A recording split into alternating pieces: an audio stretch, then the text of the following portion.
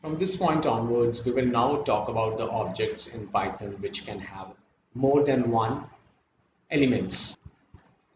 So that's what we call as tuple. So tuple is one of the object in Python which can have multiple elements inside it. It can have more than one element. So what we have discussed till now in the single element type object, which is what we discussed as integer, float, string, and boolean, they can have only one element inside them. Now we are talking about the kind of objects which can have more than one element inside them. Now tuple is one of the object which can have multiple elements inside it, and those elements can be of different data types. Now there are two different things to think about here. One is a data type, one is the object type. So this object is tuple. Within the tuple we have multiple elements. One is Stephen. Stephen is a string. You can see it is in quotes. And then you have 29. 29 is an integer value. And then you have yes. So yes is in single quotes. Again, it's string. And you have a true, which is boolean. So you have multiple elements inside this object, which is by the name of tupp. And this particular object is called tuple. So if you run the output of this is how it is going to look like. It would show you in the round brackets. You can create a tuple with the elements one after another separated by comma in between, or you can also create it alternatively by putting a round brackets in the beginning and the end. When you put the round brackets in the beginning and the end, or you don't put the round brackets, you just write the elements one after another, the kind of object that gets created is tuple. So if you look at the type of this particular object, this object is a tuple. Now, as we discussed briefly earlier, there are two different aspects. One is the object type, another one is data type. So this object type is tuple. So object type can be float, it can be real, but it is a single data element. In multiple data elements, it can be tuple. So tuple is an object type. Within that object type, you have different data types. So this Stephen is string, this 29 is integer, and this true is floating point number. True is the boolean number. It's a boolean value. We will talk more about the data types in the upcoming session, but for now you can understand that an object type which is specifically tuple can have multiple data types inside it. There is one more command that we can discuss here, which is in line number 4. In line number 4, if you run this length function, len function, length function would tell you the number of elements which are there inside a particular object. Write the length function, write the object name inside it, you get 4. So there are 4 elements in this tuple, so that's why you are getting 4. We will talk about one more object type in Python which can store multiple elements inside it, and that's what we call as list, as mentioned in the line number 5. Within list, you can create multiple elements, and those elements can be of different data type. As you can see here, some of the elements are boolean, some of the elements are string, some of them are integers, some are floating point numbers.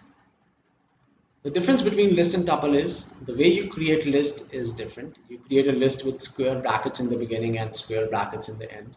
However, in tuple you are placing the round brackets. The output that you get from list is the one shown in below. That's the difference number 1, which is how you create list or tuple, or how it shows in the output. It is round brackets in tuple versus the square brackets in list. The other difference between list and tuple is tuples are immutable, which means that you cannot change the value of tuple. You cannot change any of the element value inside a tuple. However, lists are mutable, which means that you can change the value in a list. Now let's take an example here and try to change the value.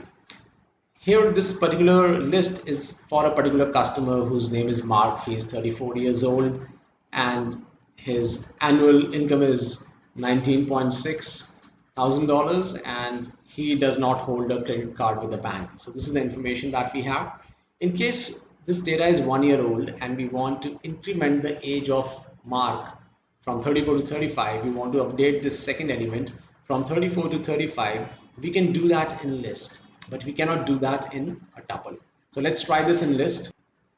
Now in the line number 7 in bottom, we are making use of some indexing. Don't worry about indexing. We are going to discuss indexing in detail. But for now you can understand, if I write first list 1, it is calling this particular value, which is 34, because the indexing starts in Python from 0. So this one is the 0th index, this is the first index. If we write first list in the square brackets, we write 1, it is calling this particular index value, which is 34 right now. And we are trying to change this to 35. Once we run this command, and then once we retrieve this first underscore list, we can see that the list which was earlier 34 as the element value, it is now being updated to 35. Now lists are mutable, which means that you can make changes inside the list. And to reiterate, don't worry about this line of code which we discussed in line number 9. We are going to discuss indexing in very detail in the upcoming videos. Now let's do the same thing with a tuple. So in case you are trying to change a tuple, this is a tuple that we have created earlier. And now let's suppose Stephen is 30 years old. We have the data for Stephen for the last 1 year. Now instead of 29, he is 30 years old. Let's try to make some changes on this record. So if we go ahead and run the line number 12 and we try to make some changes in the tuple, it would give us an error. It would give us a type error that tuple objects does not support item assignment, which means that you cannot assign a particular element to tuple once it has been already assigned, because the tuples are immutable and the lists are mutable. Now the immutability, let's talk about a little bit more about immutability and mutability.